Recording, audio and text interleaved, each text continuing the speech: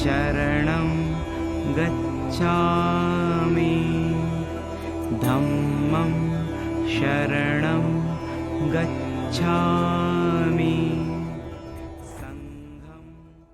हमारे जो आँख नाक कान है उसके सुनने के लिए बहुत सारे शब्द हैं, जैसे कि चिड़ियों और जानवरों की अलग अलग आवाज़ें होती हैं। तो उसके अतिरिक्त जो मनुष्य है उनकी अलग भाषा होती है। तो ज़्यादातर जो अपने हित के लिए काम किया जाता है, जैसे मेरा कमरा, मेरा घर, सामान इत्यादि, या फिर इसके अतिरिक्त जो हमारे रूप गंध स्पर्श आदि के बारे में ज़्यादा आसक्ति है और बहुत सारी चीज़ों को सुनते हैं, और जब इसे सुनते हैं तो हमारे अंदर आसक्ति पैदा होती है या उसके प्रति हमारा लगाव होता है। तो शब्द कोई भी हो तो जो हमारी अज्ञानता है उसको नष्ट करने के लिए होता है, या फिर जिसको हम नहीं जानते उसके लिए। तो जहाँ तक हम बात करें तो हमारे चित्त को नष्ट करने के लिए होता है, उसको जानने के लिए होता है। तो इसे जानना चाहिए। और जो हमारे मन को दुखी करता है उसके बारे में परिचित होना चाहिए कि ये क्या चीज़ है जो हमारे मन को दुखी करता है। तो केवल परिचय ही नहीं होना चाहिए, बल्कि उसको किस प्रकार से नष्ट किया जाए इस प्रकार की जानकारी भी होनी चाहिए।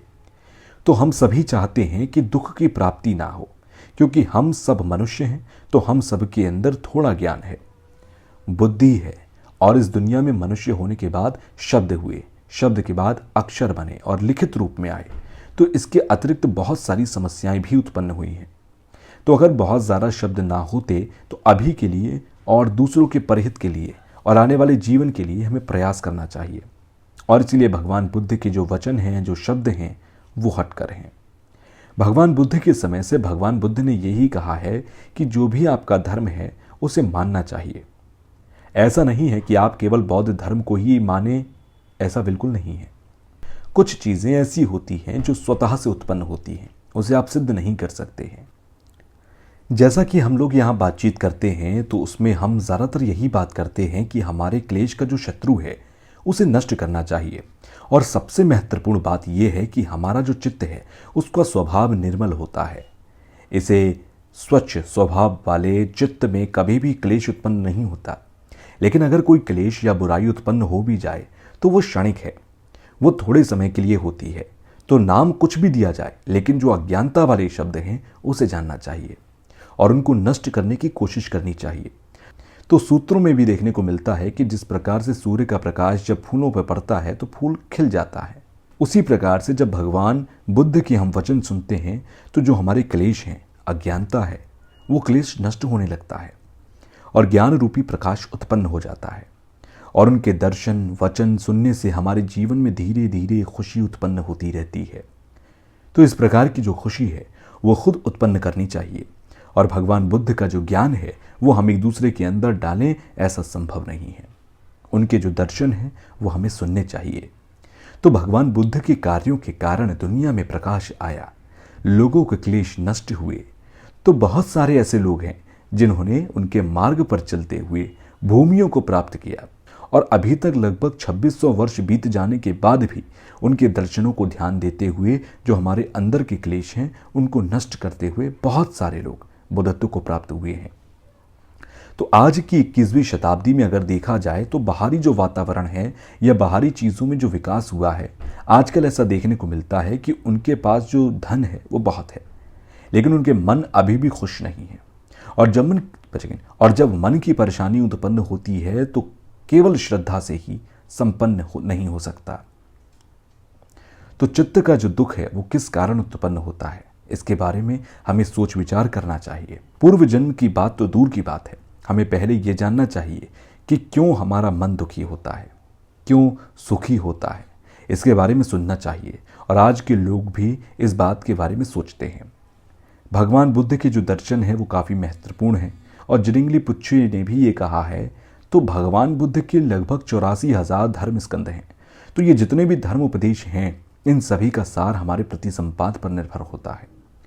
प्रतिसंपाद का अर्थ यही होता है कि वो भी स्वयं से सिद्ध होता है, और प्रतिसंपाद का तो अर्थ ही यही है कि वो स्वयं से सिद्ध नहीं होता, वो किसी पर निर्भर होकर उत्पन्न होते हैं। बौद्ध दर्शन जहाँ जहाँ फैला है उन सभी देशों से लोग यहाँ आए।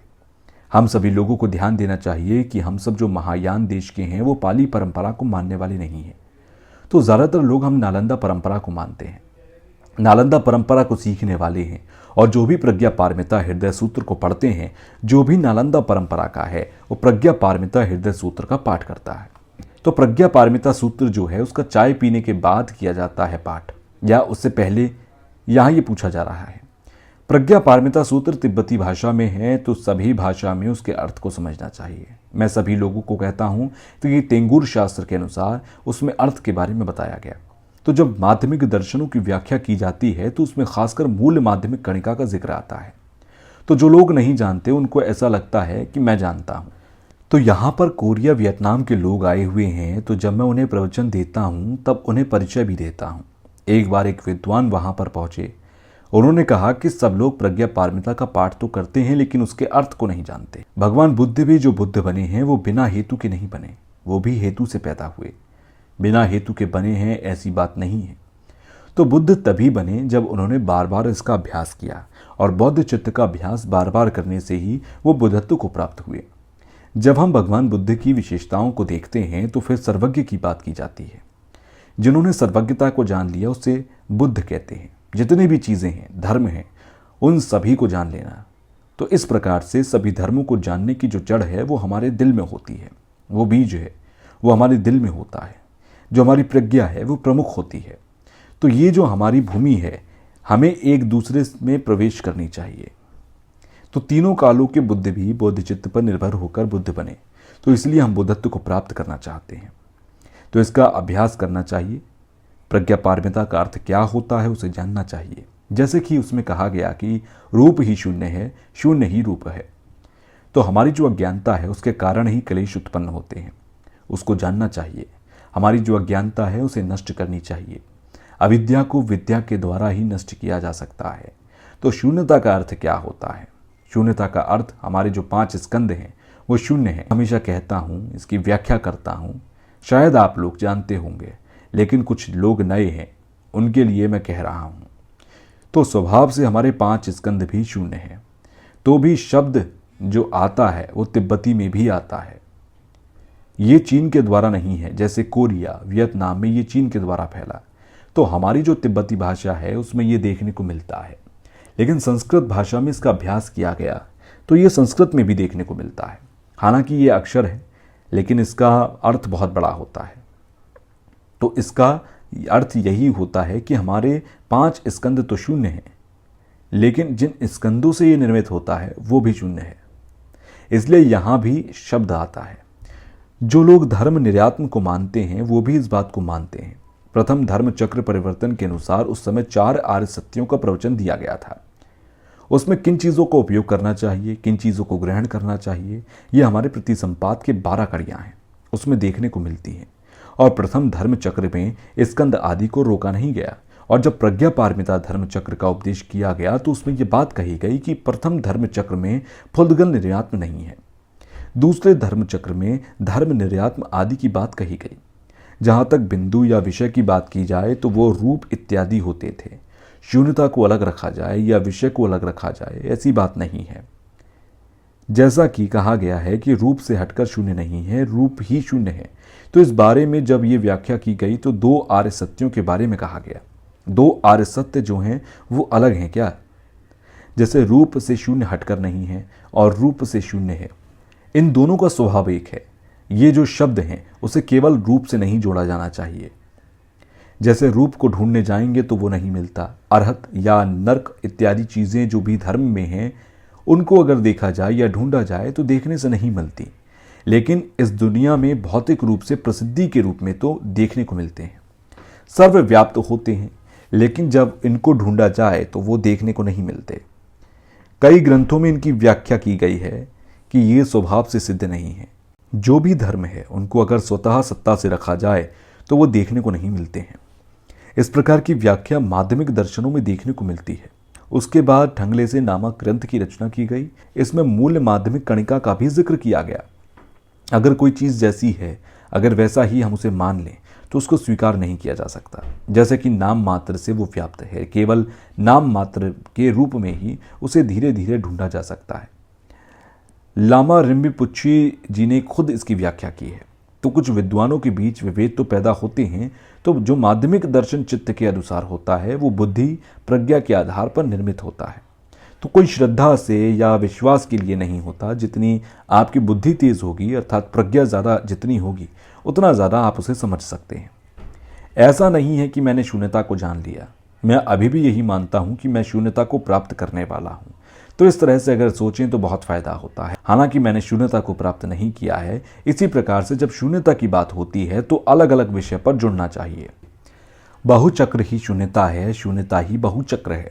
इस तरह से अलग अलग विषय पर उसको जोड़ने पर कोशिश करनी चाहिए। उदाहरण को लेकर कि शून्यता को जोड़ना चाहिए। कोई भी धर्म हो, जब हम उसे ढूंढने जाते हैं तो वो ढूंढने से नहीं मिलते हैं, जो केवल नाम मात्र के हैं। ऐसा नहीं है कि मैंने शून्यता को जान लिया है, मैं अभी भी यही मानता हूं कि मैं शून्यता को प्राप्त करने वाला हूं। तो इस तरह से अगर सोचें तो बहुत ज़्यादा फायदा होता है। हालांकि मैंने शून्यता को प्राप्त नहीं किया है। इसी प्रकार से जब शून्यता की बात हो तो अलग अलग विषय पर जुड़ना चाहिए। बहुचक्र ही शून्यता है और शून्यता ही बहुचक्र है। इस तरह से अलग अलग विषय पर उसको जोड़ने की कोशिश करनी चाहिए। उदाहरण को लेकर शून्यता को जोड़ना चाहिए। कोई भी धर्म जब हम ढूंढने जाते हैं तो वो ढूंढने से नहीं मिलते। जो केवल नाम मात्र के हैं वो अपने अस्तित्व में नहीं आते हैं। तो आखिर वो किस प्रकार से उत्पन्न होते हैं? तो इस प्रकार की बातें बहुत महत्वपूर्ण होती हैं। जहाँ भी हम देखें, चाहे रूप सत्य हो, ऐसा लगता है कि वो अपने से अस्तित्व में है। तो उस समय सोचना चाहिए कि मैंने जो सोचा और जिस तरह से हम चीज़ों को देखते हैं वो वैसे नहीं होते। तो इस तरह से सोच विचार करना चाहिए। इस प्रकार के जब आप विचार करेंगे तो आदत पड़ जाएगी। शाक्य के जो प्रवचन हैं उसे भी पढ़ना चाहिए। तो जितने भी प्रकार के हमारी धातु हैं तो उनके साथ साथ हमें सम्मत का अभ्यास भी करना चाहिए।